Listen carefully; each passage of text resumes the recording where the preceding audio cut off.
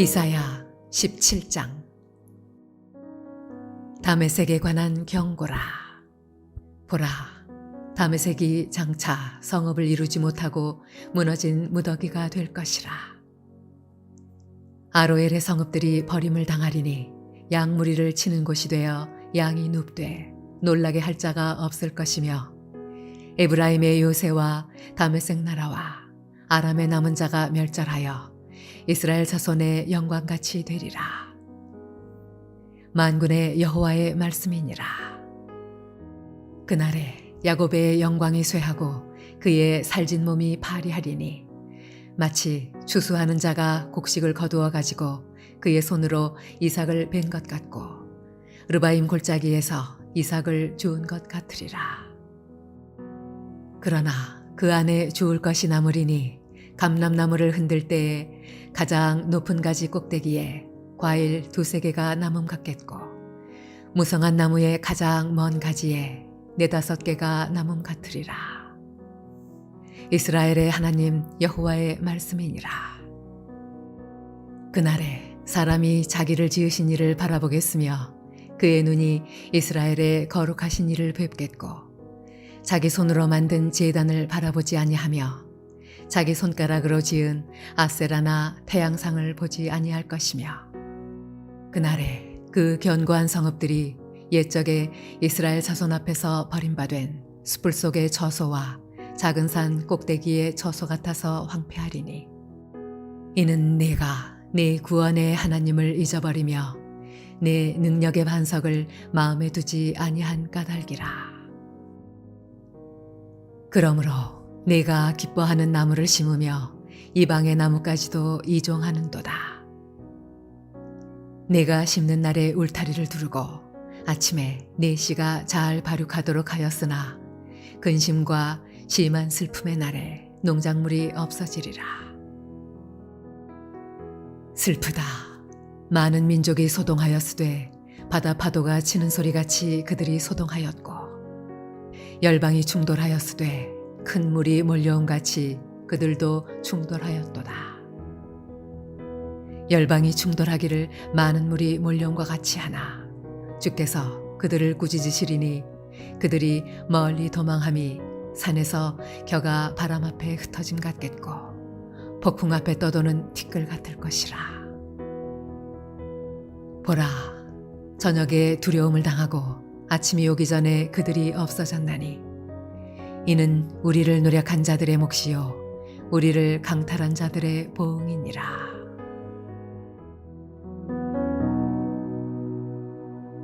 할렐루야. 사랑불레독교회 성도 여러분, 오늘 하루도 믿음 가운데 거하시는 복된 삶이 되시길 바랍니다.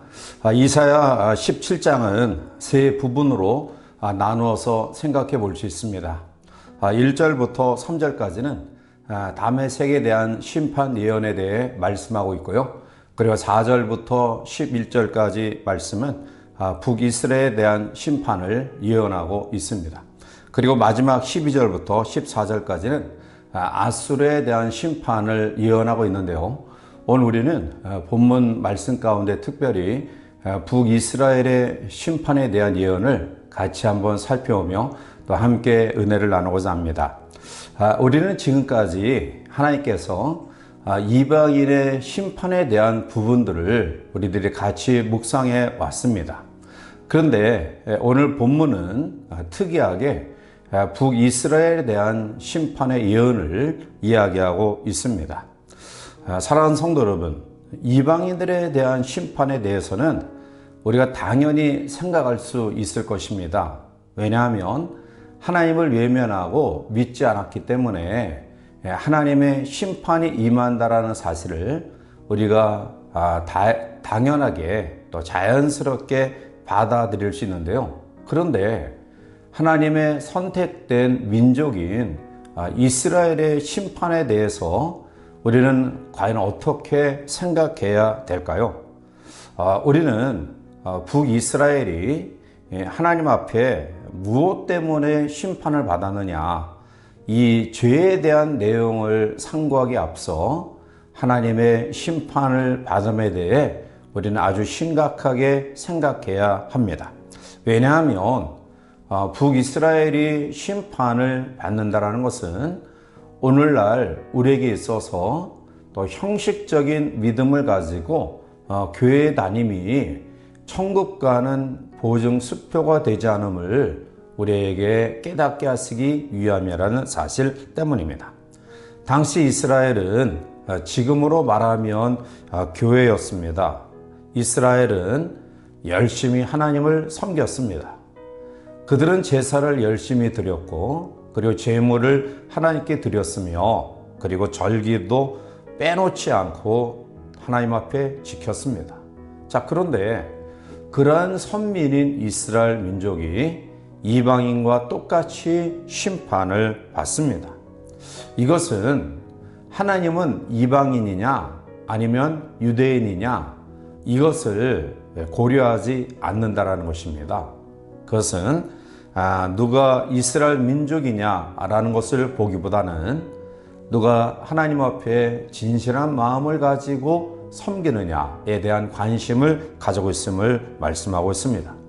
결국 이 말씀은 이 마지막 때를 살아가는 성도들에게 있어서 하나님이 심판하기에 앞서 이스라엘에 대한 심판과 이방인에 대한 심판을 우리에게 계시하시면서 우리는 오늘날 세상 안에 거하는 삶을 살아가고 있느냐, 또 하나님께 속한 믿음의 삶을 살아가고 있느냐, 이 부분에 대해서 우리가 심각하게 생각해야 됨을 말씀하고 있는 것입니다.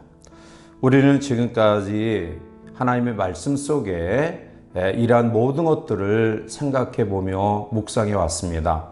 다시 말하면 세상 안에 거하면서 하나님을 의지하는 삶, 또한 자기의 힘을 믿고 사는 삶, 또 하나님의 은혜로 살아가는 것을 무시하는 삶 등 세상 안에 있는 모습들을 지금까지 살펴봤습니다. 결국 우리도 하나님께 속한 믿음의 삶을 살아가고 있느냐 아니면 세상 안에 거하고 있느냐 이것을 심각하게 고려해야 된다는 것입니다. 자, 그러면 오늘 본문의 말씀을 우리가 자세히 같이 한번 살펴보겠는데요. 먼저 4절과 5절에 그날의 야곱의 영광이 쇠하고 그의 살진 몸이 파리하리니 마치 추수하는 자가 곡식을 거두어 가지고 그의 손으로 이삭을 벤 것 같고 르바임 골짜기에서 이삭을 주운 것 같으리라 라고 말합니다. 이것은 이스라엘 민족이 자기들의 힘으로 여러 가지 것들을 해보려고 노력을 했지만 하나님의 심판 앞에서는 안 된다라는 사실을 그 한계 상황을 우리에게 말씀하고 있는 것입니다. 더 나아가 7절과 8절에 그날의 사람이 자기를 지으신 이를 바라보겠으며 그의 눈이 이스라엘의 거룩하신 이를 뵙겠고 자기 손으로 만든 제단을 바라보지 아니하며 자기 손가락으로 지은 아세라나 태양상을 보지 아니할 것이며 라고 말합니다. 이 말씀을 보면 그동안 이스라엘 민족이 하나님을 섬긴다라고 이야기하고는 있었지만 실제적으로는 하나님을 온전히 앙망하지 않았다는, 즉 하나님을 늘 주도적으로 바라보며 살지 않았음을 우리에게 보여주고 있는 것입니다. 결국 하나님을 믿는다고 했지만 자기 생각대로, 자기 소견대로, 자기 좋을 대로 행동하고 모든 삶을 영위해 왔다라는 사실입니다. 즉 그들은 하나님과 상관없는 삶을 살아왔습니다. 오늘날도 많은 사람들이 기독교라는 미명 아래에 종교인의 모습을 가지고 있지 진실하게 하나님을 섬기지 아니하는 그런 모습들을 가진 사람들을 보게 됩니다. 사랑하는 성도 여러분, 참 믿음, 진짜 믿음은 오직 하나님을 앙망하며 하나님을 바라보며 살아가는 삶입니다. 결국 오늘 9절과 10절에 보면 이렇게 하나님을 외면하고 또 하나님을 거부했던, 하나님을 진실로 섬기지 않았던 북이스라엘에 대한 황폐함을 말씀하고 있습니다. 모든 것들이 버려두어 못 쓰게 될 정도로 거칠게 되어짐을 이야기합니다. 근심과 슬픔이 찾아옵니다. 병들고 심한 재앙과 경제적 파탄이 그들에게 임합니다. 기근이 온 땅에 지배하고 있습니다. 결국 이스라엘 백성들이 하나님을 마음에 두지 아니하고 능력의 반석이신 하나님을 섬기지 않았던 결과의 모습들을 말씀하고 있는 것입니다. 사랑하는 성도 여러분, 여러분들은 하나님을 마음에 품고 하나님을 바라보며 살아오고 계십니까? 아니면 우리가 그럴듯한 기독교인의 모양을 가지고 있지만 세상 안에 세상의 심취해서 살아가고 있지는 않습니까? 우리가 아무리 하나님을 외면하고 이 땅에 열심히 경작한다 할지라도 그 모든 것들은 다 물거품과 같이 사라져버리고 말 것입니다.